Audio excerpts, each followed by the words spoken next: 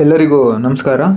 ಕಳೆದ ವಿಡಿಯೋದಲ್ಲಿ ಹೇಳಿರೋ ಹಾಗೆ ಭೂಗೋಳಶಾಸ್ತ್ರದ ಪ್ರಪಂಚದ ಭೂಗೋಳದ ಮೊದಲನೇ ಭಾಗವಾಗಿರುವಂತಹ ಭೂರೂಪ ಶಾಸ್ತ್ರವನ್ನು ನಾವಿವತ್ತು ಅಧ್ಯಯನ ಮಾಡೋಣ.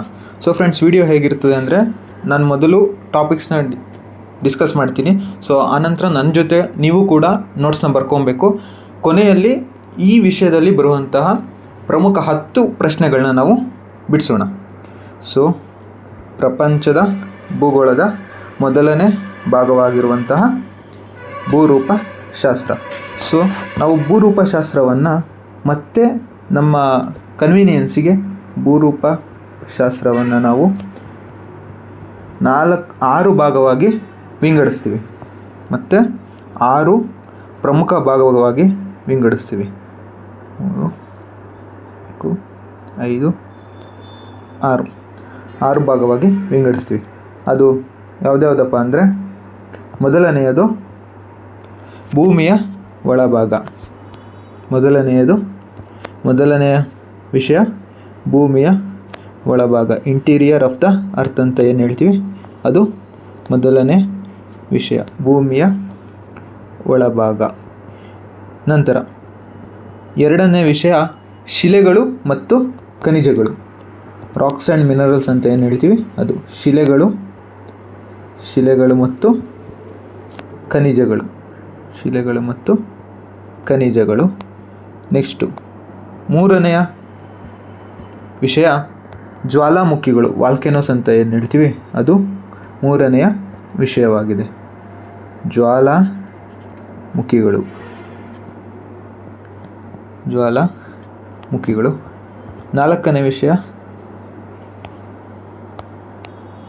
ನಾಲ್ಕನೇ ವಿಷಯ ಭೂಕಂಪಗಳು, ಅರ್ತ್ ಕ್ವೇಕ್ಸ್ ಅಂತ ಏನು ಹೇಳ್ತೀವಿ, ಅದು 4ನೇ ವಿಷಯ, ಭೂಕಂಪಗಳು.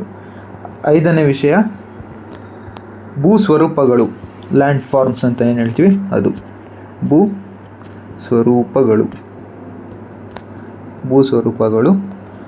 ಕೊನೆಯ ವಿಷಯ ಸಿದ್ಧಾಂತಗಳು, ಸಿದ್ಧಾಂತಗಳು. ಇದರಲ್ಲಿ ಪ್ಲೇಟ್ ಟೆಕ್ಟಾನಿಕ್ಸ್ ಎಲ್ಲ ಬರ್ತದೆ. ಸೊ ಸಿದ್ಧಾಂತಗಳು. ಇವಿಷ್ಟು ಭೂರೂಪಶಾಸ್ತ್ರದ 6 ವಿಷಯಗಳಾಗಿವೆ. ಇಂದು ನಾವು ಮೊದಲನೇ ವಿಷಯವಾದ ಭೂಮಿಯ ಒಳಭಾಗದ ಬಗ್ಗೆ ಚರ್ಚೆ ಮಾಡೋಣ. ಸೊ ಭೂಮಿಯ ಒಳಭಾಗ, ಮೊದಲನೇ ವಿಷಯವಾದ ಭೂಮಿಯ ಒಳಭಾಗ, ಇಂಟೀರಿಯರ್ ಆಫ್ ದ ಅರ್ತ್, ಭೂಮಿಯ ಒಳಭಾಗ. ಸೊ ನಾವೀಗ ಭೂಮಿ ಅಂತ ತೆಗೆದುಕೊಂಡ್ರೆ, ಸೊ ಈ ಭೂಮಿ 4.6 ಬಿಲಿಯನ್ ವರ್ಷಗಳ ಹಿಂದೆನೇ ರಚನೆಗೊಂಡಿದೆ. ಸೊ 4.6 ಬಿಲಿಯನ್ ವರ್ಷಗಳ ಹಿಂದೆ ದ್ರವ ರೂಪದಲ್ಲಿತ್ತು, ಅಂದರೆ ಲಿಕ್ವಿಡ್ ಫಾರ್ಮಲ್ಲಿತ್ತು. ದ್ರವ ರೂಪದಲ್ಲಿ ಇದ್ದ ಮೇಲೆ ಅದಾದಮೇಲೆ ಹೆಚ್ಚು ಸಾಂದ್ರತೆ ಉಳ್ಳ ಖನಿಜಗಳು ಅಥವಾ ವಸ್ತುಗಳು ಭೂಮಿಯ ಅಂತರಾಳಕ್ಕೆ ಬಂದು ಕಡಿಮೆ ಸಾಂದ್ರತೆ ಉಳ್ಳ ಖನಿಜಗಳು ಭೂಮಿಯ ಮೇಲಕ್ಕೆ ಬರ್ತವೆ. ಸೊ ಇದು ಕ್ರಮೇಣವಾಗಿ ದ್ರವ ರೂಪದಿಂದ ಘನ ರೂಪಕ್ಕೆ ತಿರುಗ್ತದೆ. ಸೊ 4.6 ಬಿಲಿಯನ್ ವರ್ಷಗಳ ಹಿಂದೆನೇ ಭೂಮಿ ರಚನೆಗೊಂಡಿದೆ. ಸೊ ಈ ನಮ್ಮ ಭೂಮಿಯ ವ್ಯಾಸ ಎಷ್ಟು ಅಂತ ನಾವು ನೋಡೋದಾದರೆ, ನಮ್ಮ ಭೂಮಿಯ ವ್ಯಾಸ ಅಂದರೆ ರೇಡಿಯಸ್ ಅಂತ ಏನು ಹೇಳ್ತೀವಿ, ಈ ವ್ಯಾಸವು 12,756 ಕಿಲೋಮೀಟರ್. ಇದು ನಮ್ಮ ಭೂಮಿಯ ವ್ಯಾಸ ಆಗಿದೆ. ಅಂದರೆ ಭೂಮಿಯ ವ್ಯಾಸ 12,756 ಕಿಲೋಮೀಟರ್. ಈ 12,756 ಕಿಲೋಮೀಟರಲ್ಲಿ ನಾವು ಕೇವಲ 12 ಕಿಲೋಮೀಟರ್ ಮಾತ್ರ ಕೊರೆದಿದ್ದೀವಿ, ಅಂದರೆ ಅಗ್ದಿದ್ದೀವಿ. ಸೊ ಆಲ್ಮೋಸ್ಟ್ ಒಂದು ಸ್ವಲ್ಪ ಇಷ್ಟು ಮಾತ್ರ ಅಗ್ದಿರ್ತೀವಿ. 12 ಕಿಲೋಮೀಟರ್, 12,756 ಕಿಲೋಮೀಟರ್ ವ್ಯಾಸ ಇರೋದು. ಬಟ್ ನಾವು ಅಗ್ದಿರೋ ಅಂಥದ್ದು, ಅಂದರೆ ನಮ್ಮ ಕೈಯಲ್ಲಿ ಅಗ್ಯಕ್ಕಾಗಿರೋ ಅಂಥದ್ದು 12 ಕಿಲೋಮೀಟರ್ ಮಾತ್ರ. ಸೊ ಭೂಮಿಯ 12 ಕಿಲೋಮೀಟರ್ ಒಳಗಡೆ ಯಾವ್ಯಾವ ಪದರಗಳು ಬರ್ತವೆ ಮತ್ತು ಏನೇನಿದೆ ಅಂತ ನಾವಿವತ್ತು ತಿಳ್ಕೊಳ್ಳೋಣ ಈ ಭೂಮಿಯ ಒಳಭಾಗದಲ್ಲಿ. ಮೊದಲನೆಯದಾಗಿ ಭೂಮಿಯ ಒಳಭಾಗವನ್ನು ಪ್ರಮುಖವಾಗಿ 3 ಘಟ್ಟಗಳಾಗಿ ನಾವು ಗುರುತಿಸ್ತೀವಿ. ಪ್ರಮುಖವಾಗಿ 3 ಭಾಗ ಬರ್ತದೆ. ಭೂಮಿಯ ಒಳಭಾಗದಲ್ಲಿ ಪ್ರಮುಖವಾಗಿ 3 ಭಾಗ ಬರ್ತದೆ.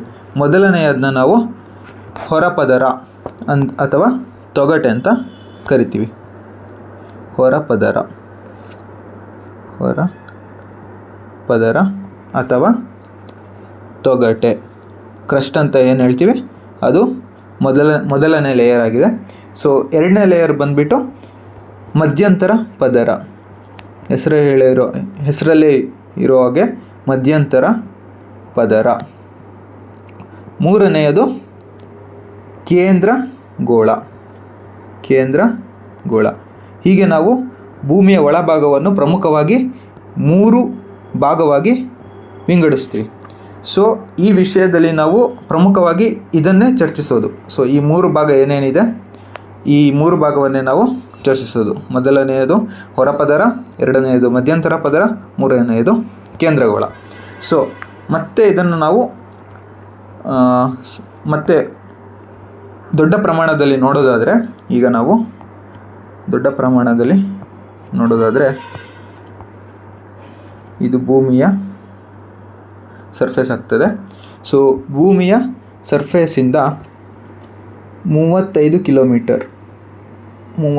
ಕಿಲೋಮೀಟರ್ ಅಂತರದಲ್ಲಿ ಇದು ಭೂಮಿಯ ಸರ್ಫೇಸ್ ಆದರೆ ಇದು 0 ಕಿಲೋಮೀಟರ್ ಆಗುತ್ತೆ.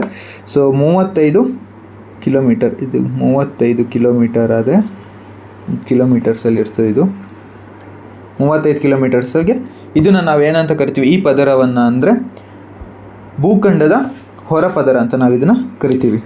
ಇದನ್ನು ನಾವು ಭೂಖಂಡದ ಹೊರಪದರ, ಭೂಖಂಡದ ಹೊರಪದರ, ಹೊರಪದರ. ಇದು ಭೂಖಂಡದ ಹೊರಪದರ. ನಂತರ 35 ಕಿಲೋಮೀಟರ್ ತನಕ ಭೂಖಂಡದ ಹೊರಪದರ ಬರ್ತದೆ. ನಂತರ 35 ಕಿಲೋಮೀಟರಿಂದ 45 ಕಿಲೋಮೀಟರ್ ತನಕ, 35 ಕಿಲೋಮೀಟರಿಂದ ಸರಿಸುಮಾರು 45 ಕಿಲೋಮೀಟರ್ ತನಕ ಏನು ಬರ್ತದೆ ಅಂದರೆ ಸಾಗರದ ಹೊರಪದರ ಬರ್ತದೆ. ಸಾಗರದ ಹೊರಪದರ, ಸಾಗರದ ಹೊರಪದರ. ಇದಿಷ್ಟು ಹೊರಪದರ. ಈಗ ಅಲ್ಲೇ ಮೊದಲನೆಯದು ಹೊರಪದರ, ಆಗಲೇ ಹೇಳ್ದಂಗೆ. ಸೊ ಈ ಹೊರಪದರದಲ್ಲಿ 2 ಭಾಗ ಬರ್ತದೆ. ಒಂದು ಭೂಖಂಡದ ಹೊರಪದರ, ಅದು 0 ಕಿಲೋಮೀಟರಿಂದ 35 ಕಿಲೋಮೀಟರ್ ತನಕ ಇರ್ತದೆ. ಎರಡನೆಯದು ಸಾಗರದ ಹೊರಪದರ. ಸಾಗರದ ಹೊರಪದರ 35 ಕಿಲೋಮೀಟರಿಂದ 45 ಕಿಲೋಮೀಟರ್ ತನಕ ಇರ್ತದೆ. ಸೊ ಅಲ್ಲಿಗೆ ಹೊರಪದರ ಮುಕ್ತಾಯವಾಗ್ತದೆ. ಸೊ ಹೊರಪದರ ಮುಕ್ತಾಯವಾದಂತೆ ನಮಗೆ ಮುಂದಿನ ಭಾಗ ಸಿಗೋದು ಮ್ಯಾಂಟಲ್ ಭಾಗ. ಮ್ಯಾಂಟಲ್ ಅಂದರೆ ಮಧ್ಯಂತರ ಪದರ. ಮಧ್ಯಂತರ ಪದರವನ್ನು ನಾವು ಆಗಿರುವಂಥ ಮಧ್ಯಂತರ ಪದರ, ಅದನ್ನು ಮ್ಯಾಂಟಲ್ ಅಂತ ಕೂಡ ನಾವು ಕರಿತೀವಿ. ಸೊ ಎರಡನೆಯದು ಸಿಗೋದು ಮ್ಯಾಂಟಲ್ ಪದರ. ಅದರಲ್ಲಿ ಮ್ಯಾಂಟಲ್ನ ಮೊದಲನೆಯಾಗಿ 45 ಕಿಲೋಮೀಟರಿಂದ 100 ಕಿಲೋಮೀಟರ್ವರೆಗೆ ಸಿಗುವಂಥದ್ದು, 45 ಕಿಲೋಮೀಟರಿಂದ 100 ಕಿಲೋಮೀಟರ್ ತನಕ ಸಿಗುವಂಥದ್ದು, 100 ಕಿಲೋಮೀಟರ್ ತನಕ ಸಿಗುವಂಥದ್ದು ಮ್ಯಾಂಟಲ್ನ ಮೇಲಿನ ಭಾಗ. ಮ್ಯಾಂಟಲ್ನ ಮೇಲಿನ ಭಾಗ, ಮ್ಯಾಂಟಲ್ನ ಮೇಲಿನ ಭಾಗ. ಇದು 45 ಕಿಲೋಮೀಟರಿಂದ 100 ಕಿಲೋಮೀಟರ್ ಅಂತರದಲ್ಲಿ ಸಿಗ್ತದೆ. ನಂತರ ಮ್ಯಾಂಟಲ್ನ ಮೇಲಿನ ಭಾಗ ಆದ ನಂತರ 100 ಕಿಲೋಮೀಟರಿಂದ ಸರಿಸುಮಾರು 400 ಕಿಲೋಮೀಟರ್ವರೆಗೂ, 100 ಕಿಲೋಮೀಟರಿಂದ 400 ಕಿಲೋಮೀಟರ್ವರೆಗೂ ಸಿಗುವಂಥದ್ದು ನಮಗೆ ಸರಿಸುಮಾರು 400 ಕಿಲೋಮೀಟರ್ ತನಕ ಸಿಗುವಂಥದ್ದು 400 ಕಿಲೋಮೀಟರ್. ಸೊ 400 ಕಿಲೋಮೀಟರ್ ತನಕ ಸಿಗುವಂಥದ್ದು ಯಾವುದಂದರೆ ಎಸ್ತನೋಸ್ಪಿಯರ್. ಎಸ್ತನೋಸ್ಪಿಯರ್, ಎಸ್ತನೋಸ್ಪಿಯರ್, ಎಸ್ತನೋಸ್ಪಿಯರ್ 100 ಕಿಲೋಮೀಟರಿಂದ 400 ಕಿಲೋಮೀಟರ್ ಅಂತರದಲ್ಲಿ ಸಿಗುತ್ತದೆ ಎಸ್ತನೋಸ್ಪಿಯರ್. ಎಸ್ತನೋಸ್ಪಿಯರ್. ನಂತರ ಎಸ್ತನೋಸ್ಪಿಯರ್ ಆದಮೇಲೆ 400 ಕಿಲೋಮೀಟರಿಂದ 700 ಕಿಲೋಮೀಟರ್ವರೆಗೆ ಸಿಗುವಂಥದ್ದು, 700 ಕಿಲೋಮೀಟರ್ ತನಕ ಸಿಗುವಂಥ ಭಾಗ ನಮಗೆ ಯಾವುದಪ್ಪ ಅಂದರೆ ಮೇಲಿನ ಮಧ್ಯಂತರ ಪದರ.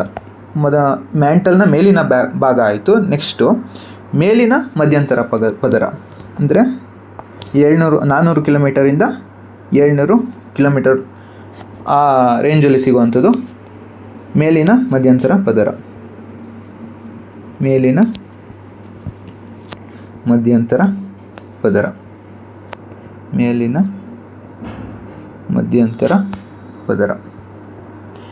ಇದರ ರೇಂಜ್ ಬಂದು 400 ಕಿಲೋಮೀಟರಿಂದ 700 ಕಿಲೋಮೀಟರ್ ಇಲ್ಲಿನ ಮಧ್ಯಂತರ ಪದರ. ಮುಂದಿನದು 700 ಕಿಲೋಮೀಟರಿಂದ ಸರಿಸುಮಾರು 2900 ಕಿಲೋಮೀಟರ್ ತನಕ ಬರುವಂಥದ್ದು. 2900 ಕಿಲೋಮೀಟರ್ ತನಕ ಇರುವಂಥದ್ದು ಕೆಳಗಿನ ಮಧ್ಯಂತರ ಪದರ. ಕೆಳಗಿನ ಮಧ್ಯಂತರ ಪದರ. ನನ್ನ ಜೊತೆ ನೀವು ಕೂಡ ಬರೀತಾ ಹೋಗಬೇಕು. ಕೆಳಗಿನ ಮಧ್ಯಂತರ ಪದರ ಇದು ಬಂದು 700 ಕಿಲೋಮೀಟರಿಂದ 2900 ಕಿಲೋಮೀಟರ್ ತನಕ ಇದೆ. ಮುಂದಿನದು ಯಾವುದಂದರೆ, ಈಗ ಇದಿಷ್ಟು ಮಧ್ಯಂತರ ಪದರ ಆಯಿತು. ಮಧ್ಯಂತರ ಪದರದಲ್ಲಿ 4 ಭಾಗ ಬರ್ತದೆ. ಸೊ ಮಧ್ಯಂತರ ಪದರ ಆದಮೇಲೆ ಮುಂದಿನದು ಕೇಂದ್ರಗೋಳ. ಮಧ್ಯಂತರ ಪದರ ಆಯಿತು. ಸೊ ಮುಂದಿನದು ಕೇಂದ್ರಗೋಳ. ಕೇಂದ್ರಗೋಳವು 2900 ಕಿಲೋಮೀಟರಿಂದ 2900 ಕಿಲೋಮೀಟರಿಂದ ಸರಿಸುಮಾರು 5150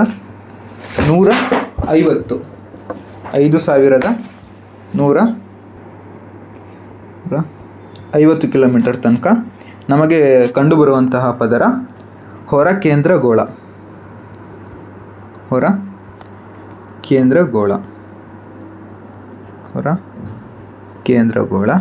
ಸೊ ಕೇಂದ್ರಗೋಳದಲ್ಲಿ ಹೊರ ಕೇಂದ್ರಗೋಳ ಬರುವಂಥದ್ದು 2900 ಕಿಲೋಮೀಟರಿಂದ 5150 ಕಿಲೋಮೀಟರ್ ತನಕ. ನಂತರ 5150 ಕಿಲೋಮೀಟರಿಂದ ಸರಿಸುಮಾರು 6300 ಕಿಲೋಮೀಟರ್ ಕೊನೆಯ ಭಾಗ ಇದು ಅಂತಲೇ ಹೇಳ್ಬೋದು. ಸೊ ಇಲ್ಲಿ ಬರುವಂಥದ್ದು ಇದು ಹೊರ ಕೇಂದ್ರಗೋಳ.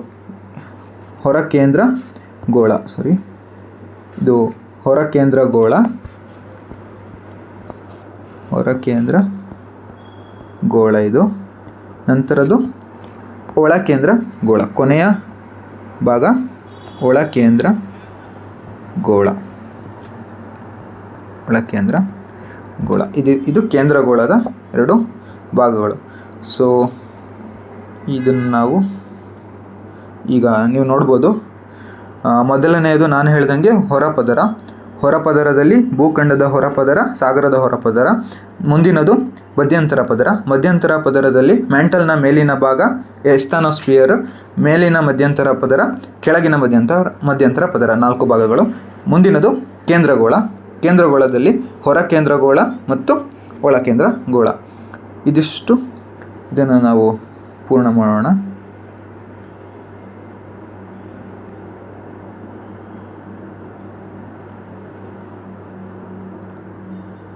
ಇದು ಹೊರಪದರ. ಮುಂದಿನದು ಮ್ಯಾಂಟಲ್ನ ಮೇಲಿನ ಮ್ಯಾಂಟಲ್ ಭಾಗ. ಮುಂದಿನದು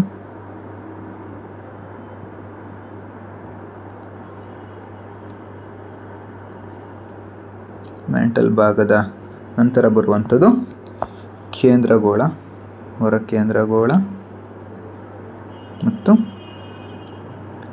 ಒಳ ಕೇಂದ್ರಗೋಳ. ಇದಿಷ್ಟು ನಾನು ಹೇಳ್ದಂಗೆ 12 ಕಿಲೋಮೀಟರ್ ಮಾತ್ರ. 12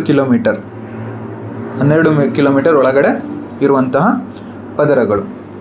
ಮುಂದಿನದು ಈಗ ನಾವು ಸಾಂದ್ರತೆಯನ್ನು ನೋಡೋಣ. ಸಾಂದ್ರತೆ ಭೂಖಂಡದ ಹೊರಪದರದಲ್ಲಿ ಸಾಂದ್ರತೆ ಸರಿಸುಮಾರು 2.4 ಗ್ರಾಮ್ ಇರ್ತದೆ. ಸಾಂದ್ರತೆ ಬಂದು ಇದರಲ್ಲಿ ಭೂಖಂಡದ ಹೊರಪದರದಲ್ಲಿ ಸಾಂದ್ರತೆ 2.4 ಗ್ರಾಮ್ ಪರ್ ಸೆಂಟಿಮೀಟರ್ ಕ್ಯೂಬ್. ಇದು ಭೂಖಂಡದ ಹೊರಪದರದಲ್ಲಿ. ನಂತರ ಭೂಖಂಡದ ಒಳ ಕೇಂದ್ರಗೋಳದಲ್ಲಿ ಸಾಂದ್ರತೆ ಎಷ್ಟಿರ್ತದಪ್ಪ ಅಂದರೆ 15 gram per centimetre cube. 15 gram per centimetre cube. 15 gram per centimetre cube. So ಅಲ್ಲಿಗೆ ಏನು ಅರ್ಥ ಆಯ್ತು ಇದರಿಂದ ಅಂದರೆ ಭೂಮಿಯ ಒಳಗಡೆ ಹೋದಂತೆ ಸಾಂದ್ರತೆ ಹೆಚ್ಚುತ್ತದೆ. ಇಲ್ಲಿ ಬರೆದ್ಬಿಡೋಣ. ಸೊ ಭೂಮಿಯ ಒಳಗಡೆ ಹೋದಂತೆ ಸಾಂದ್ರತೆ ಏನಾಗ್ತದೆ, ಭೂಮಿಯ ಕೆಳಗಡೆ ಹೋದಂತೆ ಸಾಂದ್ರತೆ ಹೆಚ್ಚುತ್ತದೆ. ಸಾಂದ್ರತೆ ಹೆಚ್ಚುತ್ತದೆ. ಇದೊಂದು ಪಾಯಿಂಟ್ ಪ್ರಮುಖವಾದ ಅಂಶ ಇದು. ಸೊ ಮುಂದಿನದು, ಈಗ ಪ್ರತಿಯೊಂದು ಪದರದ ವಿಶೇಷಗಳು ಮತ್ತು ಅದರ ಗುಣಲಕ್ಷಣಗಳನ್ನ ನಾವು ನೋಡ್ತಾ ಹೋಗೋಣ. ಅದಕ್ಕೂ ಮುಂಚೆ ಇನ್ನೊಂದು ಕ್ಲಾಸಿಫಿಕೇಷನ್ ಇದೆ, ಅಂದರೆ ಇನ್ನೊಂದು ವರ್ಗಗಳಿದೆ. ಸೊ ಇದನ್ನು ನಾವು ಯಾಂತ್ರಿಕವಾಗಿ ಹೇಗಪ್ಪ ವಿಭಾಗಿಸ್ತೀವಿ ಅಂದರೆ, ಸೊ ಯಾಂತ್ರಿಕವಾಗಿ ಈ 0 ಕಿಲೋಮೀಟರಿಂದ 100 ಕಿಲೋಮೀಟರ್ ತನಕ ಏನಿದೆ ಭೂಭಾಗ, ಸೊ ಇದನ್ನು ನಾವು ಶಿಲಾಗೋಳ ಅಂತ ಕರಿತೀವಿ. ಸೊ ಇದಿಷ್ಟು ಬಂದು ಶಿಲಾಗೋಳ, ಇದನ್ನು ನಾವು ಶಿಲಾಗೋಳ ಅಂತ ಹೇಳ್ತೀವಿ. ಶಿಲಾಗೋಳ, ಲಿಥೋಸ್ಪಿಯರ್ ಅಂತ ಏನಿದೆ, ಸೊ ಇದು ಶಿಲಾಗೋಳ. ಶಿಲಾಗೋಳದಲ್ಲಿ ಯಾವುದಾದ್ರು ಬರ್ತದೆ ಅಂದರೆ ಭೂಖಂಡದ ಹೊರಪದರ, ಸಾಗರದ ಹೊರಪದರ ಮತ್ತು ಮ್ಯಾಂಟಲ್ನ ಮೇಲಿನ ಭಾಗ, ಇದಿಷ್ಟು ಶಿಲಾಗೋಳದಲ್ಲಿ ಬರ್ತದೆ. ಮುಂದಿನದು ಎಸ್ತನೋಸ್ಪಿಯರಲ್ಲಿ ಸೇಮ್ ಇದು. ಇಲ್ಲಿ ಏನು ಎಸ್ತನೋಸ್ಪಿಯರ್ ಇದೆ ಕಂಟಿನ್ಯೂ ಆಗ್ತದೆ. ಸೊ ಎಸ್ತನೋಸ್ಪಿಯರಲ್ಲಿ ಯಾವುದೇ ಬದಲಾವಣೆ ಇರೋದಿಲ್ಲ. ಸೊ ಇದು ಕೂಡ ಎಸ್ತನೋಸ್ಪಿಯರ್ ಆಗಿರ್ತದೆ.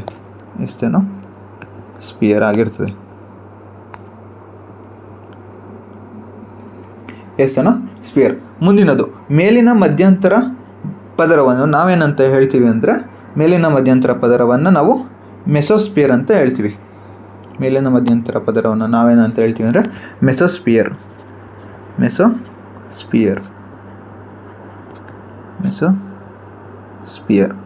ನಂತರ ಕೆಳಗಿನ ಮಧ್ಯಂತರ ಪದರವನ್ನು ನಾವು ಪೈರೋಸ್ಪಿಯರ್ ಅಂತ ಹೇಳ್ತೀವಿ. ಕೆಳಗಿನ ಮಧ್ಯಂತರ ಪದರ ಏನಂದರೆ ಪೈರೋಸ್ಪಿಯರ್.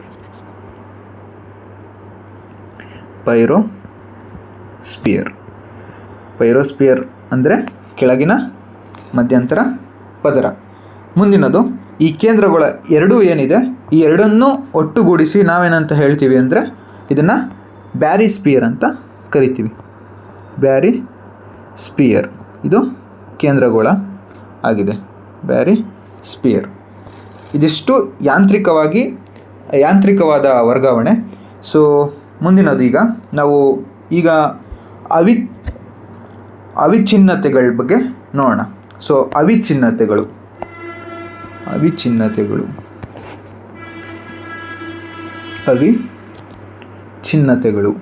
ಅವಿಚ್ಛಿನ್ನತೆಗಳಂದ್ರೆ ಏನು, ಮತ್ತು ಅವುಗಳ ಟೈಪ್ಸ್ ಮತ್ತು ಅವುಗಳು ಎಲ್ಲೆಲ್ಲಿ ಬರ್ತವೆ ಅಂತ ನಾವೀಗ ನೋಡೋಣ. ಅವಿಚ್ಛಿನ್ನತೆಗಳೇನೆಂದರೆ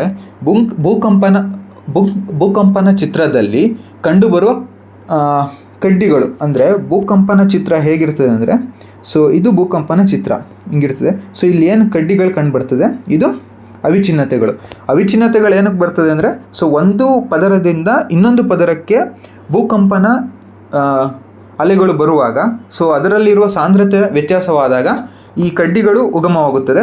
ಈ ಕಡ್ಡಿಗಳನ್ನ ನಾವು ಅವಿಚ್ಛಿನ್ನತೆಗಳಂತ ಕರಿತೀವಿ. ಸೊ ಮೊದಲನೇ ಅವಿಚ್ಛಿನ್ನತೆ ಅಂದರೆ ಸಾಗರದ ಹೊರಪದರದಿಂದ ಭೂಖಂಡದ ಹೊರಪದರಕ್ಕೆ ಅಲೆಗಳು ಚಲಿಸುವಾಗ ಕಂಡುಬರುವ ಅವಿಚ್ಛಿನ್ನತೆ ಯಾವುದಪ್ಪ ಅಂದರೆ ಕೊನಾರ್ಡ್ ಅವಿಚ್ಛಿನ್ನತೆ. ಸೊ ಇಲ್ಲಿ ಕಂಡುಬರುವ ಅವಿಚ್ಛಿನ್ನತೆ ಕೊನಾರ್ಡ್ ಅವಿಚ್ಛಿನ್ನತೆ. ಇವು ತುಂಬ ಇಂಪಾರ್ಟೆಂಟ್ ಅವಿಚ್ಛಿನ್ನತೆಗಳು, ನೀವು ನೋಟ್ ಡೌನ್ ಮಾಡ್ಕೊಬೇಕು. ಸೊ ಕೊನಾರ್ಡ್ ಅವಿಚ್ಛಿನ್ನತೆ ಎಲ್ಲಿ ಕಂಡು ಬರ್ತದೆ ಅಂದರೆ ಸಾಗರ ಹೊರಪದರದಿಂದ ಭೂಖಂಡದ ಹೊರಪದರಕ್ಕೆ ಚಲಿಸುವಾಗ ಅಲೆಗಳು. ಮುಂದಿನದು ಸಾಗರದ ಮ್ಯಾಂಟಲ್ ಮೇಲಿನ ಭಾಗದಿಂದ ಸಾಗರದ ಹೊರಪದರಕ್ಕೆ ಅಲೆಗಳು ಚಲಿಸುವಾಗ ಕಂಡುಬರುವ ಅವಿಚ್ಛಿನ್ನತೆ ಯಾವುದಂದರೆ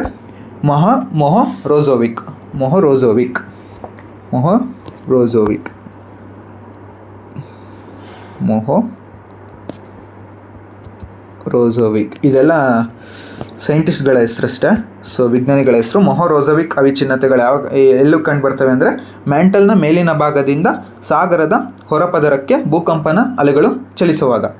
ನಂತರ ಅಂದರೆ ಈಗ ಕ್ರಸ್ಟ್ ಅಂದರೆ ಹೊರಪದರದಿಂದ ಮ್ಯಾಂಟಲ್ನ ಹೊರಪದರ ಮತ್ತು ಮ್ಯಾಂಟಲ್ನ ಮಧ್ಯಭಾಗದಲ್ಲಿ ಕಂಡುಬರುವ ಅವಿಚ್ಛಿನ್ನತೆ ಯಾವುದಪ್ಪ ಅಂದರೆ ಮೊಹೊರೋವಿಕ್. ಸಾಗರದ ಹೊರಪದರ ಮತ್ತು ಮ್ಯಾಂಟಲ್ನ ಮೇಲಿನ ಭಾಗದ ಮಧ್ಯದಲ್ಲಿ ಕಂಡುಬರುವ ಅವಿಚ್ಛಿನ್ನತೆ ಯಾವುದು ಅಂದರೂ ಕೂಡ ಮೊಹೊರೋಜೋವಿಕ್. ಸೊ ಇವೆರಡು ಕಂಡೀಷನ್ಸು ಮೊಹರೋಜೋಯಿಕ್ ಅವಿಚ್ಛಿನ್ನತೆಗಳಿಗೆ. ಮುಂದಿನದು ರೆಪಿಟ್ಟಿ ಅವಿಚ್ಛಿನ್ನತೆ. ರೆಪಿಟ್ಟಿ ಅವಿಚ್ಛಿನ್ನತೆ ಎಲ್ಲಿ ಬರ್ತದೆ ಅಂದರೆ ಮೇಲಿನ ಮಧ್ಯಂತರ ಪದರ ಮತ್ತು ಕೆಳಗಿನ ಮಧ್ಯಂತರ ಪದರ, upper mental and lower mental ಅಂತ ಏನು ಹೇಳ್ತೀವಿ ಅದು. ಕೆಳಗಿನ ಮಧ್ಯಂತರ ಪದರದಿಂದ ಮೇಲಿನ ಮಧ್ಯಂತರ ಪದರಕ್ಕೆ ಅಲೆಗಳು ಚಲಿಸುವಾಗ ಅದರಲ್ಲಿ ಬರುವ ಕಡ್ಡಿಗಳು ಅಂದರೆ ಡಿಫ್ಲೆಕ್ಷನ್ ಬರ್ತದೆ. ಸೊ ಅದಕ್ಕೆ ನಾವು ರೆಪಿಟ್ಟಿ ಅವಿಚ್ಛಿನ್ನತೆ ಅಂತ ಕರಿತೀವಿ. ರೆಪಿಟ್ಟಿ ಅವಿಚ್ಛಿನ್ನತೆ. ಮುಂದಿನದು ಹೊರಕೇಂದ್ರ ಗೋಳದಿಂದ ಮಧ್ಯಂತರ ಪದರ, ಕೆಳಗಿನ ಮಧ್ಯಂತರ ಪದರಕ್ಕೆ ಅಲೆಗಳು ಚಲಿಸುವಾಗ ಕಂಡುಬರುವಂತಹ ಅವಿಚ್ಛಿನ್ನತೆ ಯಾವುದಪ್ಪ ಅಂದರೆ ಗುಟನ್ಬರ್ಗ್ ಅವಿಚ್ಛಿನ್ನತೆ. ಗುಟನ್ಬರ್ಗ್ ಅವಿಚ್ಛಿನ್ನತೆ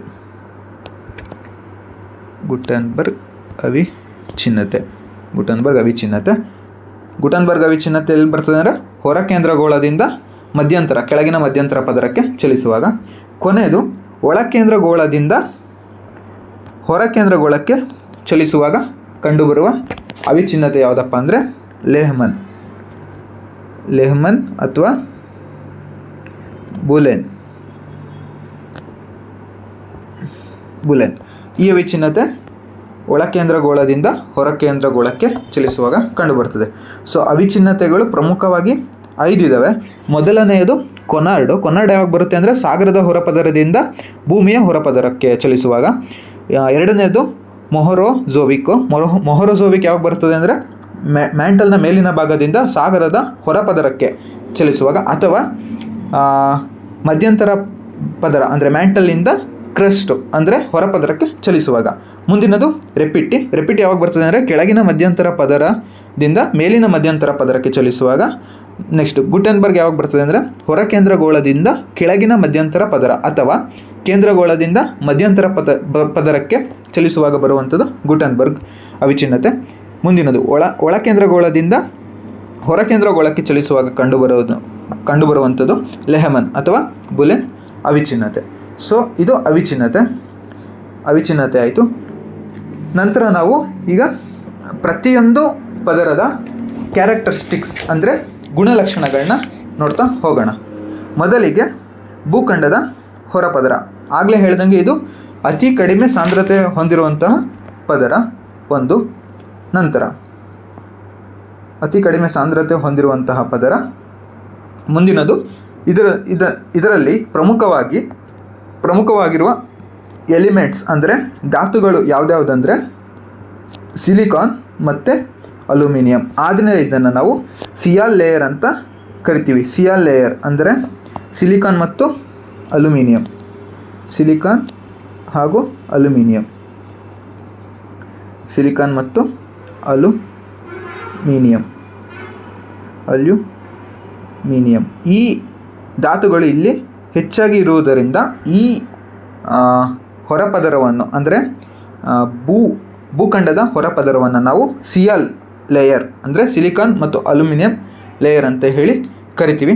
ಸೊ ಇದರಲ್ಲಿ ಕಂಡುಬರುವಂತಹ ಶಿಲೆಗಳು ಯಾವುದ್ಯಾವುದಪ್ಪ ಅಂದರೆ ಶಿಲೆಗಳು ಗ್ರಾನೈಟ್ ಮತ್ತು ರಯೋಲೈಟ್. ಗ್ರಾನೈಟ್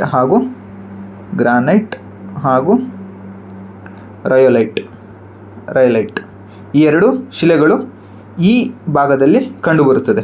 ಇದು ಹಗುರವಾದ ಶಿಲೆಗಳು ಮತ್ತು ಶಿಲೆಗಳ ವಿಭಿನ್ನತೆ ಮತ್ತು ವ್ಯತ್ಯಾಸಗಳನ್ನ ನಾವು ಮುಂದಿನ ವಿಷಯದಲ್ಲಿ ನೋಡೋಣ.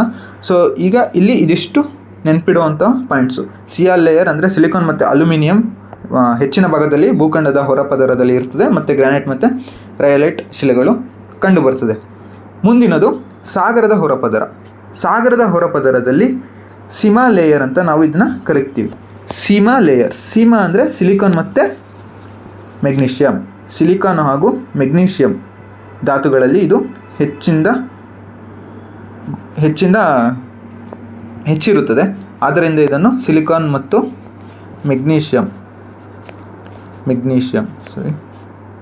ಸಿಲಿಕಾನ್ ಹಾಗೂ ಮೆಗ್ನೀಷಿಯಂ ಪದರ ಅಂತ ನಾವು ಕರಿತೀವಿ. ಮೆಗ್ನೀಷಿಯಂ ಧಾತುಗಳ ಪದರ ಅಂತ ಕರಿತೀವಿ.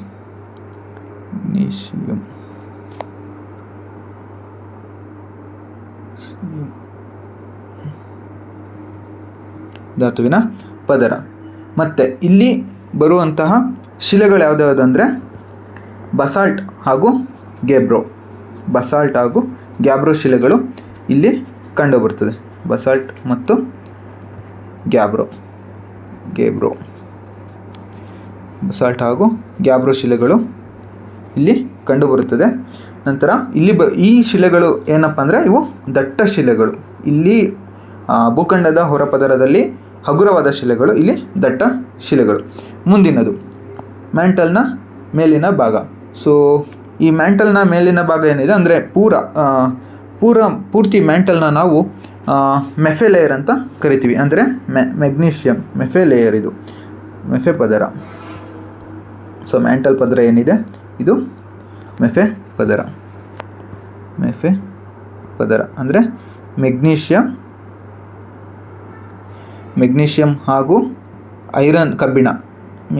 ಹಾಗೂ ಕಬ್ಬಿಣ ಇಲ್ಲಿ ಹೆಚ್ಚಾಗಿ ಇರುವಂತಹ ಧಾತು. ಆದ್ದರಿಂದ ಇದನ್ನು ನಾವು ಮೆಫೆ ಲೇಯರ್ ಅಂತ ಕರಿತೀವಿ. ಸೊ ಮೆಫೆ ಲೇಯರ್. ಮುಂದಿನದು ಇದಿಷ್ಟು ಮ್ಯಾಂಟಲ್ನ ಮೇಲಿನ ಭಾಗ. ನೆಕ್ಸ್ಟು ಎಸ್ತಾನೋಸ್ಪಿಯರ್. ಸೊ ಎಸ್ತಾನೋಸ್ಪಿಯರ್ ಏನಿದೆ ಇದರಲ್ಲಿ ನಾವು ಏನು ನೋಡ್ತೀವಿ ಅಂದರೆ ಅರೆಕರಗಿದ ಅಂದರೆ ಮಂದ ದ್ರವದ ಅರೆಕರಗಿದ ಶಿಲೆಗಳನ್ನ ನೋಡ್ತೀವಿ. ಸೊ ಶಿಲೆಗಳು ಅರೆಕರಗಿರ್ತವೆ. ಸೊ ಏನಕ್ಕೆ ಕರಗಿರ್ತವೆ ಅಂದರೆ ಅರ್ಧ ಕರಗಿರ್ತವೆ, ಅಂದರೆ ಮಂದ ದ್ರವದ ರೂಪದಲ್ಲಿ ಇರ್ತದೆ. ಮಂದ ದ್ರವ ಸೆಮಿ ಲಿಕ್ವಿಡ್ ಅಥವಾ ಸೆಮಿ ಮೋಲ್ಟನ್ ಅಂತ ಏನು ಹೇಳ್ತೀವಿ. ಸೊ ಆ ಸ್ಥಿತಿಯಲ್ಲಿ ಶಿಲೆಗಳು ಇರ್ತವೆ. ಸೊ ಇದಕ್ಕೆ ಎರಡು ಕಾರಣಗಳಿವೆ. ಒಂದು ಮೊದಲನೇ ಕಾರಣ ಹೆಚ್ಚಾದ ವಿಕಿರಣಶೀಲತೆ. ಸೊ ರೇಡಿಯೋ ಆಕ್ಟಿವಿಟಿ ಅಂತ ಏನು ಹೇಳ್ತೀವಿ. ಸೊ ಹೆಚ್ಚಾದ ವಿಕಿರಣಶೀಲತೆ.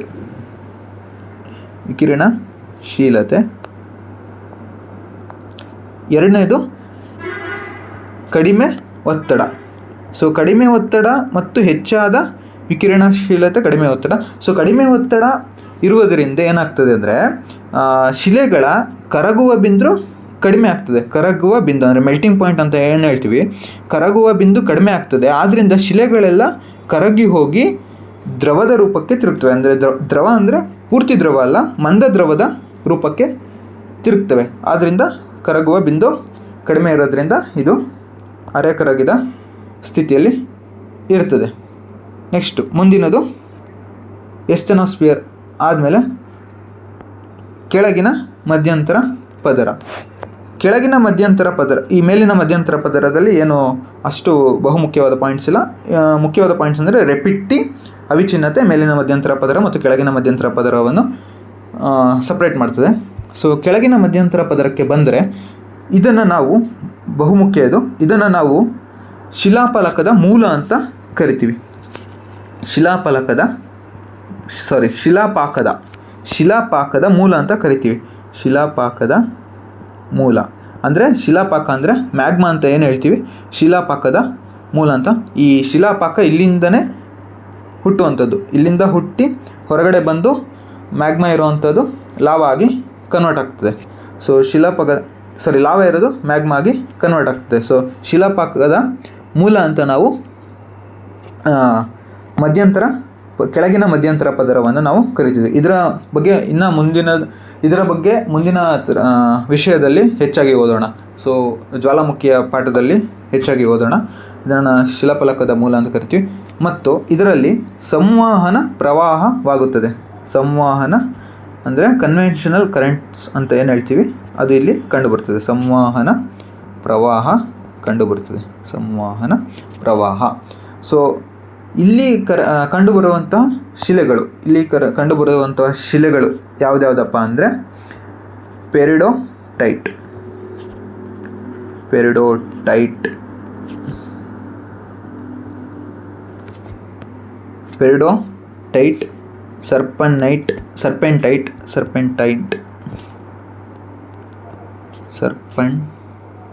ಸರ್ಪೆಂಟಿನೈಟ್,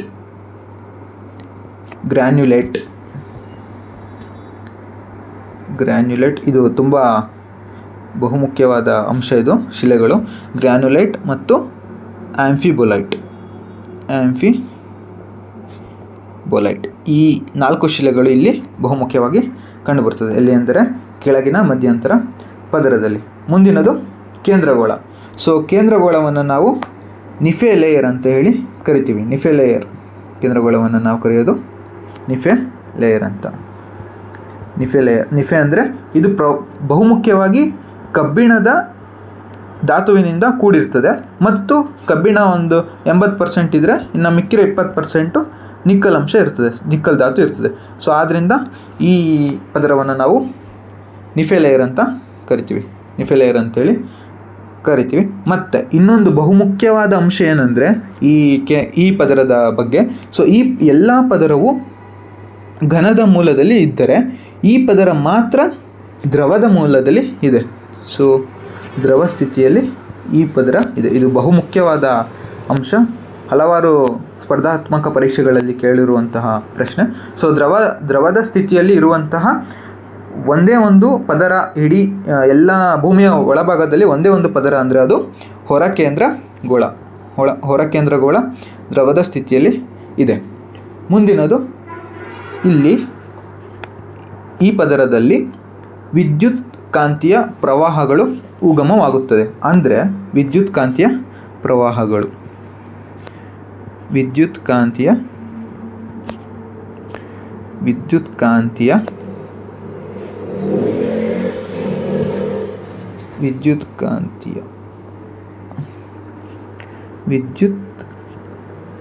ಕಾಂತೀಯ ಪ್ರವಾಹಗಳು ಉಗಮವಾಗ್ತವೆ. ವಿದ್ಯುತ್ ಕಾಂತೀಯ ಪ್ರವಾಹಗಳು ಕನ್ವೆನ್ಷನಲ್ ಕರೆಂಟ್ಸು ಎಲ್ಲಿ ಉಗಮವಾಗ್ತವೆ ಅಂದರೆ ಕೆಳಗಿನ ಮಧ್ಯಂತರ ಪದರದಲ್ಲಿ ಸಂವಹನ ಪ್ರವಾಹ ಉಗಮವಾದರೆ, ವಿದ್ಯುತ್ ಕಾಂತೀಯ ಪ್ರವಾಹ ಎಲ್ಲಿ ಉಗಮವಾಗ್ತದೆ ಅಂದರೆ ಹೊರಕೇಂದ್ರಗೋಳದಲ್ಲಿ ವಿದ್ಯುತ್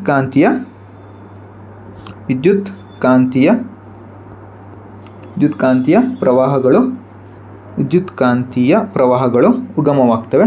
ಸೊ ಇದರಿಂದನೇ ನಮ್ಮ ಭೂಮಿ ಏನಿದೆ ಅದು ಒಂದು ಬಾರ್ ಮ್ಯಾಗ್ನೆಟ್ ಆಗಿ ಕಾರ್ಯನಿರ್ವಹಿಸ್ತದೆ. ಸೊ ಬಾರ್ ಮ್ಯಾಗ್ನೆಟ್ ಆಗಿ ಏಕೆ ಕಾರ್ಯನಿರ್ವಹಿಸ್ತದೆ ಅಂದರೆ ಈ ವಿದ್ಯುತ್ ಕಾಂತೀಯ ಪ್ರವಾಹ ಏನಿದೆ ಈ ಪ್ರವಾಹದಿಂದನೇ ಬಾರ್ ಮ್ಯಾಗ್ನೆಟ್ ಆಗಿ ಕಾರ್ಯನಿರ್ವಹಿಸ್ತದೆ. ಸೊ ಮುಂದಿನದು ಒಳಕೇಂದ್ರಗೋಳ. ಸೊ ಒಳಕೇಂದ್ರಗೋಳದ ಬಗ್ಗೆ ಏನೂ ಇಲ್ಲ. ಇದರಲ್ಲಿ ಆಗಲೇ ಹೇಳಿರೋ ಹಾಗೆ ಡೆನ್ಸಿಟಿ ಅಂದರೆ ಸಾಂದ್ರತೆ ಹೆಚ್ಚಿರ್ತದೆ. ಹೆಚ್ಚು ಸಾಂದ್ರತೆ ಇರುವ ಪದರ ಯಾವುದಂದರೆ ಒಳಕೇಂದ್ರಗೋಳ. ಹೆಚ್ಚು ಸಾಂದ್ರತೆ ಇರುವ ಪದರ ಒಳಕೇಂದ್ರಗೋಳ. ಸೊ ಇದಿಷ್ಟು ಈ ಭೂಮಿಯ ಒಳಪದರಗಳ ಬಗ್ಗೆ ಒಂದು ವಿವರಣೆ. ಸೊ ಮುಂದಿನದು, ಈ ವಿಷಯದಲ್ಲಿ ಮುಂದಿನ ಪ್ರಮುಖ ಭಾಗ ಯಾವುದಪ್ಪ ಅಂದರೆ ಸೊ ಧಾತುಗಳ ಸಂಯೋಜನೆ. ಅಂದರೆ ಭೂಮಿಯ ಒಳಗಡೆ ಹಾಗೂ ಭೂಮಿಯಲ್ಲಿ ಧಾತುಗಳ ಸಂಯೋಜನೆ ಮುಂದಿನ ಬಹುಮುಖ್ಯವಾದ ಅಂಶ. ಧಾತುಗಳ ಸಂಯೋಜನೆ.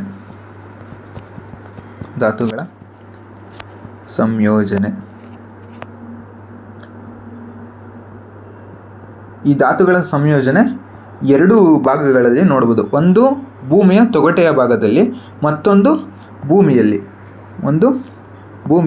ತೊಗಟೆಯ ಭಾಗದಲ್ಲಿ. ಭೂಮಿಯ ತೊಗಟೆ ಅಂದರೆ ಕ್ರಸ್ಟ್ ಅಂತ ಏನು ಹೇಳ್ತೀವಿ. ಸೊ ಆ ಕ್ರಸ್ಟ್ನಲ್ಲಿ ಧಾತುಗಳ ಸಂಯೋಜನೆ ಇದು. ಮತ್ತು ಭೂಮಿಯಲ್ಲಿ ಅಂದರೆ ಭೂಮಿಯ ಸರ್ಫೇಸ್ ಮೇಲ್ಗಡೆ. ಸೊ ಭೂಮಿಯ ಸರ್ಫೇಸ್ ಮೇಲ್ಗಡೆ. ಸೊ ಭೂಮಿಯಲ್ಲಿ ಧಾತುಗಳ ಸಂಯೋಜನೆ ನೋಡ್ಬೋದು. ಸೊ ಭೂಮಿಯ ತೊಗಟೆಯಲ್ಲಿ ಸೊ ನಾವು ನೋಡೋದಾದರೆ ಹೆಚ್ಚು ಇರುವ ಮೊದಲನೆಯ ಧಾತು ಯಾವುದಪ್ಪ ಅಂದರೆ ಆಮ್ಲಜನಕ. ಸೊ ಆಕ್ಸಿಜನ್ ಅಂತ ಏನು ಹೇಳ್ತೀವಿ, ಆಮ್ಲಜನಕ ಹೆಚ್ಚು ಇದೆ. ಸೊ ಆಮ್ಲಜನಕ ಸರಿಸುಮಾರು 46% ಇದೆ ಮೊದಲನೆಯದು. ಎರಡನೆಯದು ಹೆಚ್ಚಿರುವ ಧಾತು ಯಾವುದಪ್ಪ ಅಂದರೆ ಸಿಲಿಕಾನ್ ಎಷ್ಟಿದೆ ಅಂದರೆ 28% ಇದೆ. ಸೊ ಮೂರನೆಯ ಧಾತು ಯಾವುದಪ್ಪ ಅಂದರೆ ಅಲ್ಯೂಮಿನಿಯಂ, ಅದು ಸರಿಸುಮಾರು 8% ಇದೆ. ನಾಲ್ಕನೆಯ ಹೆಚ್ಚು ಇರುವ ಅಂಶ ಯಾವುದಪ್ಪ ಅಂದರೆ ಧಾತು ಅಂದರೆ ಕಬ್ಬಿಣ ಅಂದರೆ ಐರನ್. ಸೊ ಐರನ್ ಎಷ್ಟಿದೆ ಅಂದರೆ 5% ಇದೆ. ಸೊ ಇದು ಭೂಮಿಯ ತೊಗಟೆಯಲ್ಲಿ. ನೆಕ್ಸ್ಟು ಭೂಮಿಯ ಮೇಲೆ ಅಂದರೆ ಭೂಮಿಯಲ್ಲಿ ಅತಿ ಹೆಚ್ಚಿರುವ ಧಾತು ಯಾವುದಪ್ಪ ಅಂದರೆ ಕಬ್ಬಿಣ ಅತಿ ಹೆಚ್ಚು ಇದೆ. ಸರಿಸುಮಾರು 35% ಇದೆ. ಇಲ್ಲಿ ಭೂಮಿಯ ತೊಗಟೆಯಲ್ಲಿ ಕೊನೆಯದು ಕಬ್ಬಿಣ, ಅಂದರೆ ಕೊನೆಯದಲ್ಲ, ಅಂದರೆ 4ನೆಯದು ಕಬ್ಬಿಣ.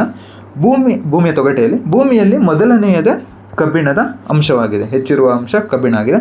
2ನೇ ಹೆಚ್ಚಿರುವ ಅಂಶ ಆಮ್ಲಜನಕ, ಆಕ್ಸಿಜನ್ ಅಂತ ಏನು ಹೇಳ್ತೀವಿ. ಸೊ ಅದು 2ನೇ ಹೆಚ್ಚು ಇರುವ ಅಂಶವಾಗಿದೆ, ಧಾತು ಆಗಿದೆ. 3ನೆಯದು ಸಿಲಿಕಾನ್ 3ನೇ ಅಂಶ, ಅದು ಸರಿಸುಮಾರು 15% ಇದೆ. ಸೊ 4ನೇ ಅಂಶ ಯಾವುದಪ್ಪ ಅಂದರೆ ಮೆಗ್ನೀಷಿಯಮ್.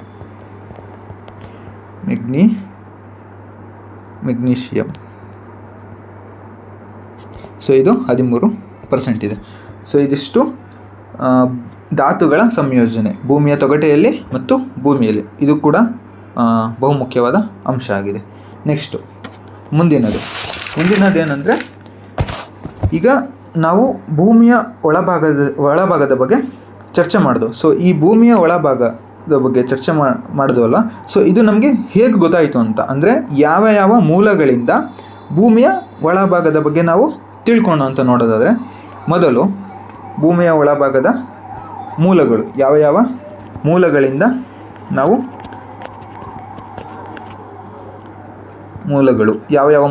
ನಾವು ಭೂಮಿಯ ಒಳಭಾಗದ ಬಗ್ಗೆ ತಿಳ್ಕೊಂಡು ಅಂದರೆ, ಅದರಲ್ಲಿ 2 ಪ್ರಮುಖವಾದ ಮೂಲಗಳು ಬರ್ತವೆ. ಸೊ 2 ಮೂಲಗಳು ಬರ್ತವೆ, ಪ್ರಮುಖವಾಗಿ 2 ಮೂಲಗಳು. ಅದರಲ್ಲಿ ಮೊದಲನೆಯ ಮೂಲ ನೇರ ಮೂಲಗಳು. ನೇರ ಮೂಲಗಳು. 2ನೇ ಮೂಲ ಪರೋಕ್ಷ ಮೂಲ, ಅಂದರೆ direct source and indirect source ಅಂತ ನಾವು ಹೇಳ್ಬೋದು. ಪರೋಕ್ಷ ಮೂಲ ಮೊದಲನೇದು ನೇರ ಮೂಲ, 2ನೇದು ಪರೋಕ್ಷ ಮೂಲ. ಸೊ ನೇರ ಮೂಲಗಳು ಯಾವುದ್ಯಾವುದಪ್ಪ ಅಂದರೆ, ನೇರ ಮೂಲಗಳಲ್ಲಿ ಜ್ವಾಲಾಮುಖಿ ಆಗಿರ್ಬೋದು, ನಂತರ ಆಳವಾದ ಭೂಮಿಯ ಗಣಿಗಾರಿಕೆ. ಸೊ ಭೂಮಿಯ ಗಣಿಗಾರಿಕೆ ಆಗಿರ್ಬೋದು. ಈ ಗಣಿಗಾರಿಕೆ ಅಂತ ನಾವು ತಗೊಂಡ್ರೆ, ಸೊ ಪ್ರಪಂಚದಲ್ಲಿ ಅತಿ ಆಳವಾಗಿ ಕೊರೆಯಲ್ಪಟ್ಟ ಗಣಿ ಯಾವುದಪ್ಪ ಅಂದರೆ ಮೊಪ್ಪೆಂಗ್ ಗೋಲ್ಡ್ ಮೈನ್ಸ್ ಅಂತ. ಮೊಪ್ನೆಂಗ್ ಗೋಲ್ಡ್ ಮೈನ್ಸ್ ಮೊದಲನೆಯದು. ಫಸ್ಟು ಮೊಪ್ಪೆಂಗ್ ಗೋಲ್ಡ್ ಮೈನ್ಸ್ ಆಳವಾದ ಗಣಿ. 2ನೇ ಆಳವಾಗಿರುವಂತಹ ಗಣಿಗಾರಿಕೆ ಎಲ್ಲಾಗಿದೆ ಅಂದರೆ ಟೌಟಾನಾ ಮೈನಲ್ಲಿ. ಸೊ ಇವೆರಡು ಮೈನಲ್ಲಿ ಸರಿಸುಮಾರು 4 ಕಿಲೋಮೀಟರ್, ಇದರಲ್ಲಿ ಒಂದು 3.9 ಅಥವಾ 8 ಕಿಲೋಮೀಟರ್ ಸರಿಸುಮಾರು ಕೊರೆಯಲಾಗಿದೆ. ಸೊ ಇದು ಪ್ರಪಂಚದ ಮೊದಲನೆಯ ಅಥವಾ ಅತಿ ಆಳವಾಗಿ ಕೊರೆಯಲ್ಪಟ್ಟ ಗಣಿ ಯಾವುದಾದ್ರೆ ಮೊಪ್ಪೆಂಗು. 2ನೇದು ಟೌಟಾನಾ ಮೈನು. ಇದು 2ನೇ ಸೋರ್ಸ್ ಆಯಿತು. ಸೊ 3ನೇ ಸೋರ್ಸು ಆಳವಾದ ಸಮುದ್ರದ ಕೊರೆತ.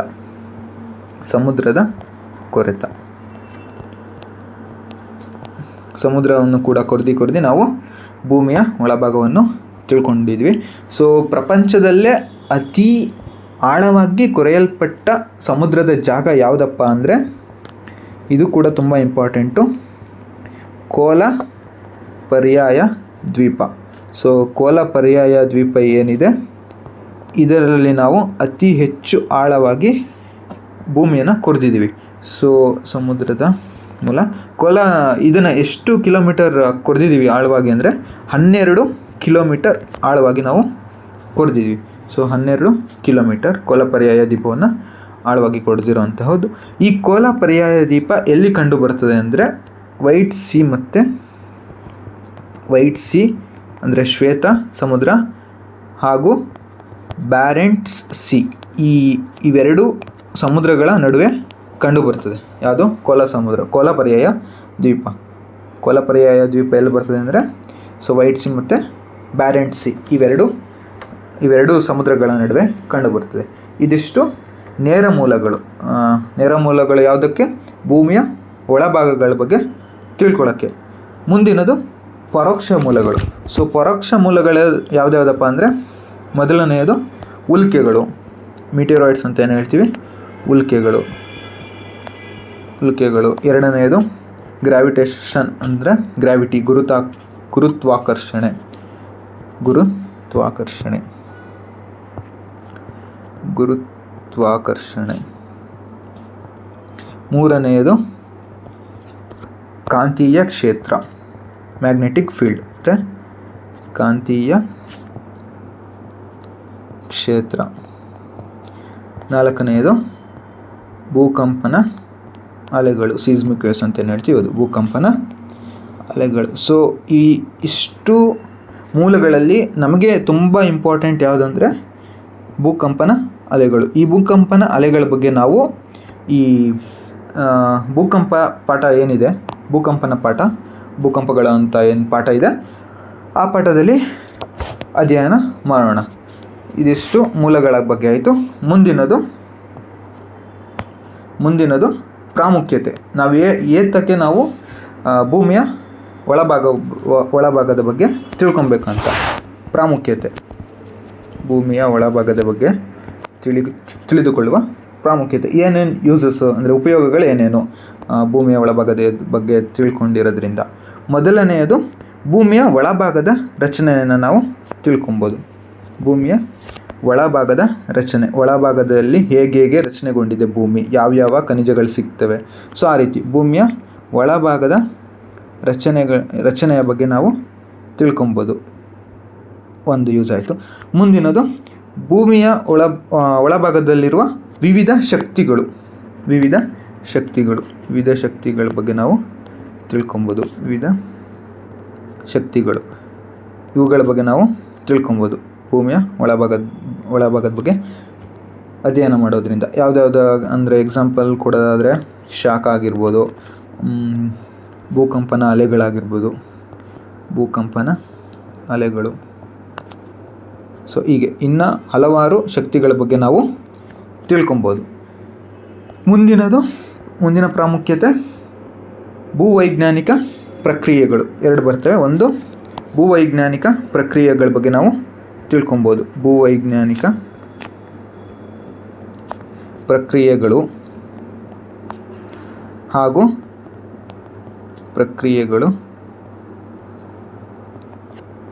ಹಾಗೂ ಭೌಗೋಳಿಕ ವಿದ್ಯಮಾನಗಳು. ಭೌಗೋಳಿಕ ವಿದ್ಯಮಾನಗಳು ಇವೆರಡರ ಬಗ್ಗೆ ಕೂಡ ನಾವು ತಿಳ್ಕೊಬೋದು. ಭೂವೈಜ್ಞಾನಿಕ ಪ್ರಕ್ರಿಯೆಗಳು ಯಾವುದ್ಯಾವುದಂದರೆ, ಭೂವೈಜ್ಞಾನಿಕ ಪ್ರಕ್ರಿಯೆಗಳು ಉದಾಹರಣೆ ಹೇಳೋದಾದರೆ ಸೊ ಜ್ವಾಲಾಮುಖಿ ಕೂಡ ಒಂದು ಭೂವೈಜ್ಞಾನಿಕ ಪ್ರಕ್ರಿಯೆ. ಭೂಗೋಳಿಕ ವಿದ್ಯಮಾನ ಯಾವುದ್ಯಾವುದಂತ ಹೇಳೋದಾದರೆ ಭೂಕಂಪನ, ಅರ್ಥಕ್ವೇಕ್ ಅಂತಲೇ ಹೇಳ್ತೀವಿ. ಭೂಕಂಪನ ಕೂಡ ಒಂದು ಭೂಗೋಳಿಕ ವಿದ್ಯಮಾನ ಆಗಿದೆ. ಸ್ನೇಹಿತರೆ, ನೀವು ಕೂಡ ನನ್ನ ಜೊತೆ ಬರೀತಾ ಹೋಗಬೇಕು. ಮುಂದಿನದು ಧಾತುಗಳ ಸಂಯೋಜನೆ, ಅಂದರೆ ಎಲಿಮೆಂಟ್ಸ್, ಧಾತುಗಳು ಎಷ್ಟೆಷ್ಟಿದ್ದಾವೆ ಇಲ್ಲಿ ನೋಡೋದು ಅಲ್ಲ, ಎಲಿಮೆಂಟ್ಸು ಧಾತುಗಳ ಸಂಯೋಜನೆ. ಸೊ ಇದು ಕೂಡ ಒಂದು ಭೂಮಿಯ ಒಳಭಾಗದ ಅಧ್ಯಾಯದಿಂದ ಬಂದಿರುವಂತಹ ಒಂದು ಕೊಡುಗೆ ಅಂತಲೇ ಹೇಳ್ಬೋದು. ಧಾತುಗಳ ಸಂಯೋಜನೆ.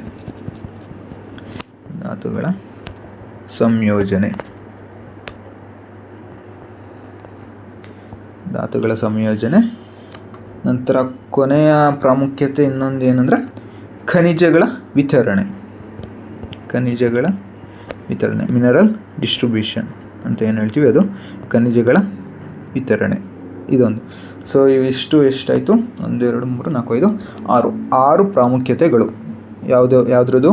ಭೂಮಿಯ ಒಳಭಾಗದ ಬಗ್ಗೆ ತಿಳಿದುಕೊಂಡಿದ್ದರಿಂದ ನಮಗೆ ದೊರಕಿದ ಪ್ರಾಮುಖ್ಯತೆಗಳು.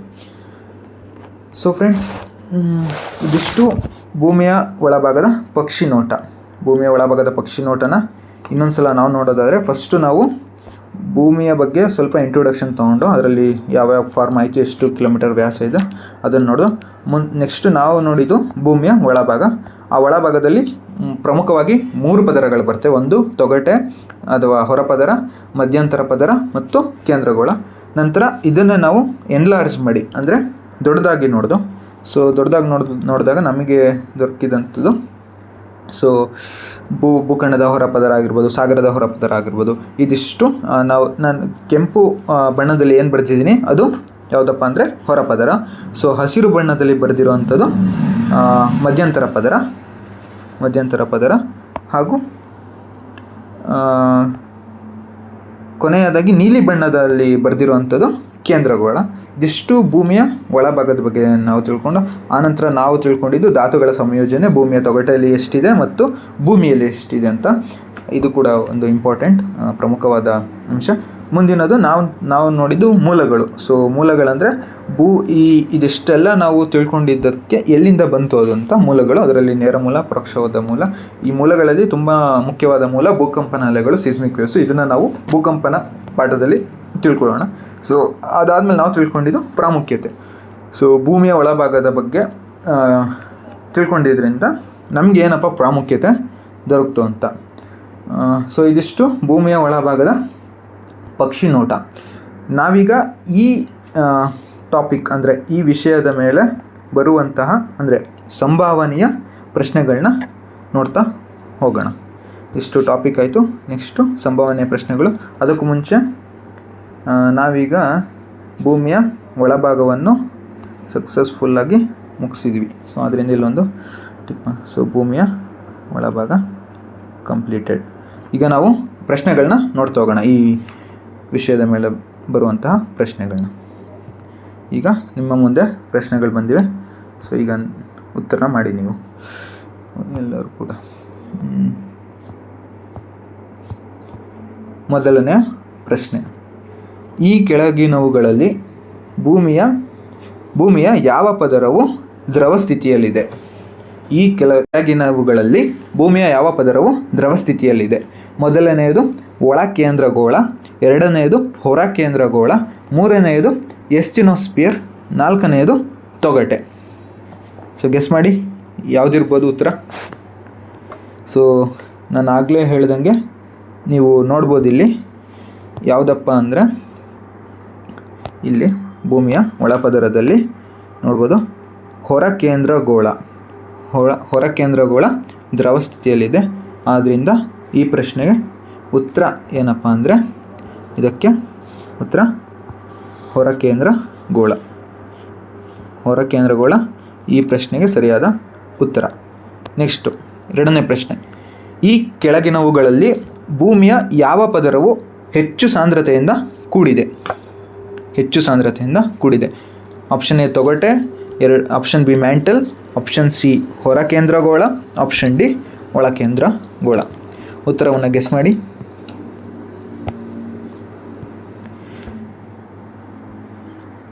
ಸೊ ನಾನು ಆಗಲೇ ಹೇಳ್ದಂಗೆ ಭೂಮಿಯ ಕೆಳಗಡೆ ಹೋದಂತೆ ಸಾಂದ್ರತೆ ಹೆಚ್ಚುತ್ತದೆ.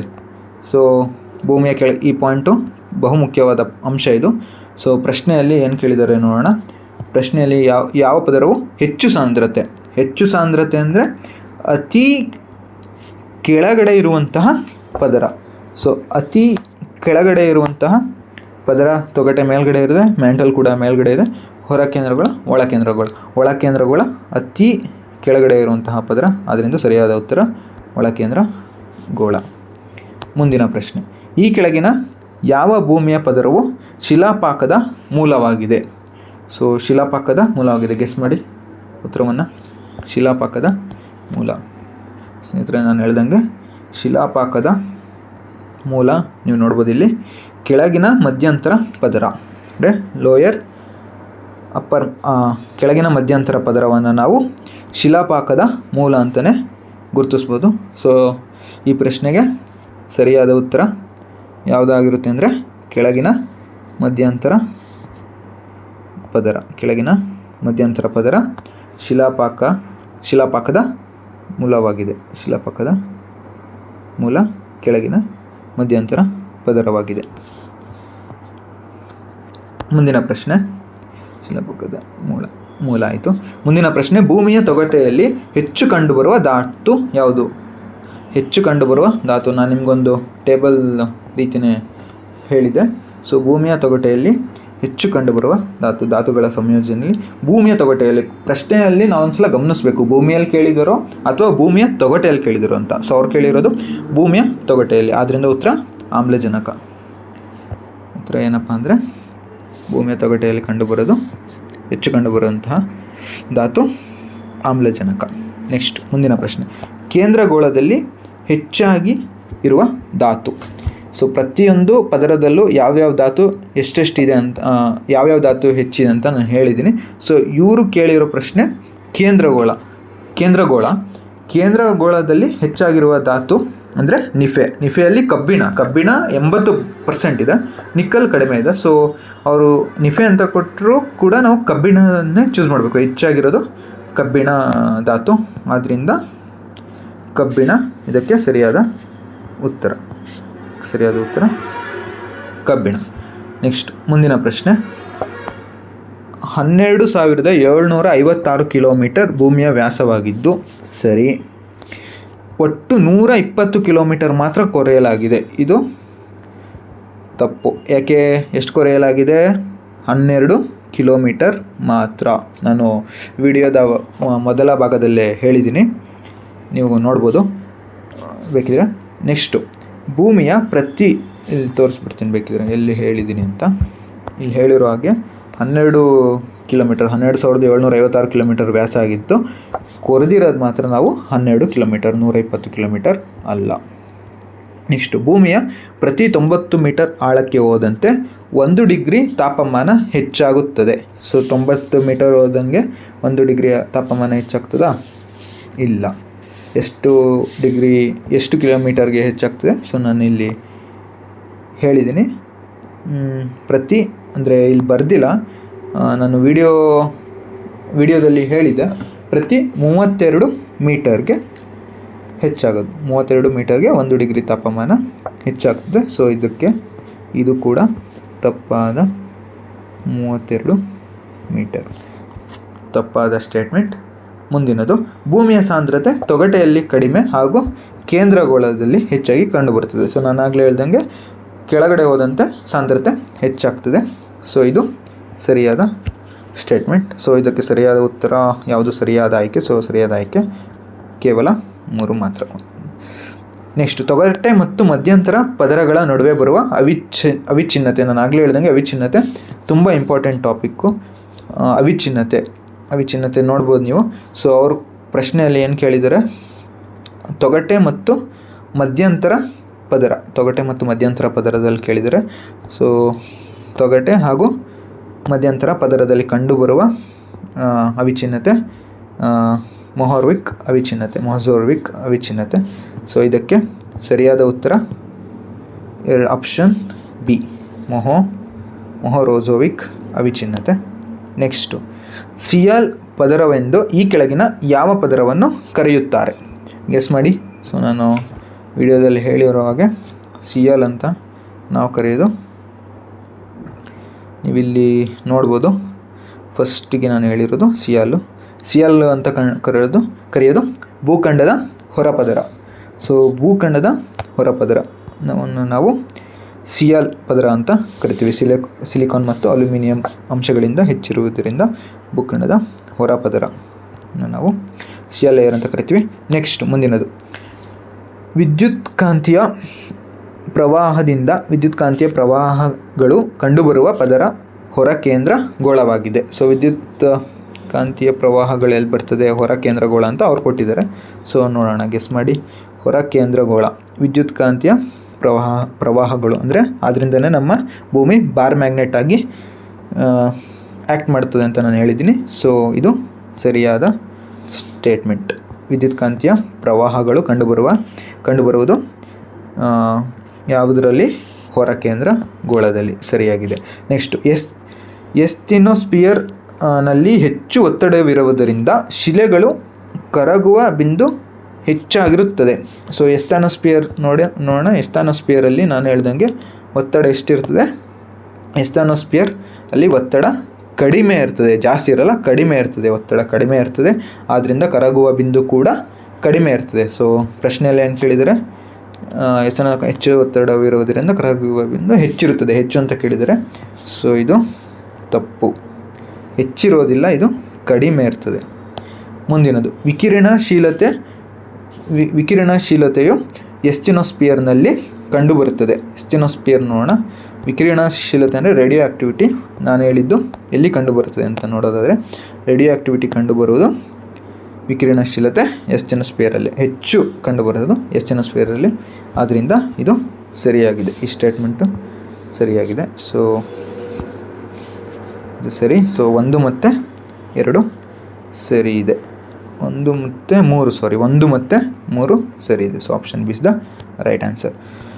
ಕೊನೆಯ ಪ್ರಶ್ನೆ, ಪ್ರಪಂಚದಲ್ಲಿ ಆಳವಾದ ಸಮುದ್ರದ ಕೊರೆತ ಎಲ್ಲಿ ಕಂಡುಬರುತ್ತದೆ? ಯಾವ ದ್ವೀಪ ಅಂತ ಕೇಳಿದರೆ ಆಳವಾದ ಸಮುದ್ರ ದ್ವೀಪ ನಾವು ನೋಡೋದಾದರೆ ಆಳವಾದ ಸಮುದ್ರ ದ್ವೀಪ ನಾನು ಆಗಲೇ ಮೂಲಗಳಲ್ಲಿ ಸಮುದ್ರದ ಕೊರೆತ ಹೇಳಬೇಕಿದ್ರೆ ಹೇಳಿದೆ. ಕೋಲಾ ಪರ್ಯಾಯ ದ್ವೀಪ 12 ಕಿಲೋಮೀಟರ್ ಏನು ಕೊಡ್ತಿದ್ದಾರೆ, ಇದು ಪ್ರಪಂಚದಲ್ಲೇ ಆಳವಾಗಿ ಕೊರೆಯಲ್ಪಟ್ಟ ಸಮುದ್ರ ದ್ವೀಪ. ಸೊ ಅದರಿಂದ ಇದಕ್ಕೆ ಉತ್ತರ ಏನಾಗ್ತದೆ, ಕೋಲಾ ಪರ್ಯಾಯ ದ್ವೀಪ ಇದಕ್ಕೆ ಉತ್ತರ ಆಗ್ತದೆ. ಸೊ ಫ್ರೆಂಡ್ಸ್, ಇದಿಷ್ಟು ಇವತ್ತಿನ ಪ್ರಶ್ನೆಗಳು ಮತ್ತು ಇವತ್ತಿನ ವಿಷಯ. ಸೊ ಇವತ್ತಿನ ವಿಷಯ ನಾವು ಓದಿದಂಥದ್ದು ಭೂಮಿಯ ಒಳಭಾಗ. ಸೊ ಅಲ್ಲಿಗೆ ಮೊದಲನೆಯದು ಕಂಪ್ಲೀಟ್ ಆಯಿತು, ಮೊದಲನೆಯ chapter. So it's time to strike it out. So ಇದನ್ನ ಸ್ಟ್ರೈಕ್ ಔಟ್ ಮಾಡೋಣ. ಭೂಮಿಯ ಒಳಭಾಗ ಮುಗಿದಿದೆ. ನೆಕ್ಸ್ಟು ಮುಂದಿನ ವಿಡಿಯೋದಲ್ಲಿ ಶಿಲೆಗಳು ಮತ್ತು ಖನಿಜದ ಬಗ್ಗೆ ನಾವು ಅಧ್ಯಯನ ಮಾಡೋಣ. ಸೊ ಫ್ರೆಂಡ್ಸ್, ಇದಿಷ್ಟು ಇವತ್ತಿನ ವಿಡಿಯೋ. ಸೊ ಈ ವಿಡಿಯೋ ನಿಮ್ಮೆಲ್ಲರಿಗೂ ಮಾಹಿತಿಯುಕ್ತವಾಗಿದೆ ಅಂತ ನಾನು ಭಾವಿಸ್ತೀನಿ. ಸೊ ಇದರಿಂದ ನಿಮಗೇನಾದರೂ ಮಾಹಿತಿ ಸಿಕ್ಕಿದರೆ ಲೈಕ್ ಮಾಡಿ ಮತ್ತು ನಿಮ್ಮ ಸ್ನೇಹಿತರಿಗೂ ಕೂಡ ಶೇರ್ ಮಾಡಿ. ಕನ್ನಡ ಮೀಡಿಯಮ್ನಲ್ಲಿ ಓದ್ತಿರೋ ಹುಡುಗರಿಗೆ ಒಂದು ದಾರಿದೀಪವಾಗ್ತದೆ ಅಂತ ನಾನು ಭಾವಿಸಿದ್ದೀನಿ. ಸೊ ಇಷ್ಟೊತ್ತು ಸಮಯ ಹೂಡಿಕೆ ಮಾಡಿ ವಿಡಿಯೋ ನೋಡಿದ್ದಕ್ಕೆ ತಮಗೆಲ್ಲ ಧನ್ಯವಾದಗಳು. ಮತ್ತೆ ಸಿಗೋಣ. ಜೈ ಹಿಂದ್.